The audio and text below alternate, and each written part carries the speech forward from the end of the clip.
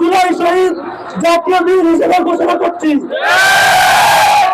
জুলাই সনদের দাবিতে রাজধানীর শাহবাগ মোড় অবরোধ করেছে জুলাই যোদ্ধারা। আজ বৃহস্পতিবার সকাল 11টা থেকে শাহবাগ মোড় অবরোধ করে রাখেন তারা। এতে যান চলাচল বন্ধ হয়ে যায়।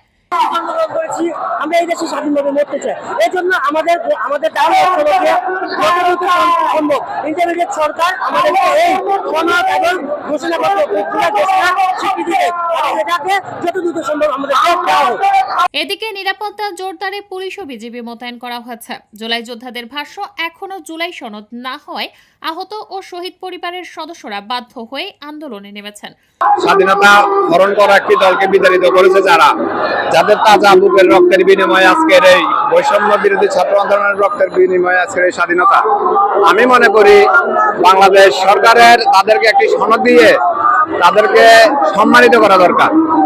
তাছাড়া এভাবে বারবার দিন শেষে ছাত্রদের রক্ত এই দেশে স্বাধীনতা আসে, স্বাধীনতা হারায়ও, যদি সেই ছাত্ররা পুনরায় আবার জেগে ওঠে। বারবার এ দাবি জানানো হলেও কোনো অগ্রগতি হয়নি। তারা বলছেন, জুলাই সনদ আমাদের দাবি নয়, এটি আমাদের অধিকার। 2024 সালে জুলাই গণঅভ্যুত্থানে জুলাই বিপ্লবকারী শহীদদের আমরা জুলাই শহীদ জাতীয় বীর হিসেবে ঘোষণা করছি। যাদের রক্ত লেগে বাংলাদেশ পেয়েছে নতুন স্বাধীনতা, আহতদের আমরা জুলাই যোদ্ধা বীর হিসেবে স্বীকৃতি দিচ্ছি। তাদের সাহস ও রক্তের বিনিময়ে আমরা পেয়েছি গণতন্ত্র, মুক্ততন্ত্র এবং ন্যায়ের প্রতিশ্রুতি। ধারা 2, জুলাই শহীদ এবং আহতদের প্রতি রাষ্ট্রের অঙ্গীকার। রাষ্ট্র এই মর্মে অঙ্গীকার করছে যে শহীদ পরিবার এবং আহতদের আজীবন সম্মান, চিকিৎসা, শিক্ষা এবং কল্যাণের পূর্ণ নিশ্চয়তা প্রদান।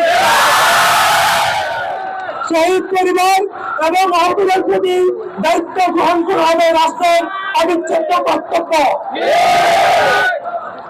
আহতদের সকল চিকিৎসা, পুনর্বাসন, কর্মসংস্থান ও কল্যাণমূলক দায় রাষ্ট্র সরাসরি বহন করবে। আহত ও শহীদ পরিবারের জন্য আজীবন সম্মানজনক ভাতা নিশ্চিত করা হলো, যা তাদের অধিকার হিসেবে স্বীকৃত থাকবে। তাদের প্রতি কোনো অবহেলা, বৈষম্য, অধিকার হরণ এবং কোনো দাবি আদায় না হওয়া পর্যন্ত আন্দোলন চলবে। জুলাই সনদ নিয়ে আশ্বাস পূরণ না হলে শাহবাগে অস্থায়ী মঞ্চ তৈরি করে অবস্থান করবেন বলেও হুঁশিয়ারি উচ্চারণ করেছেন জুলাই যোদ্ধারা। জয় চৌধুরী, নিজস্ব প্রতিনিধি, বাংলাদেশ নিউজ টুডে।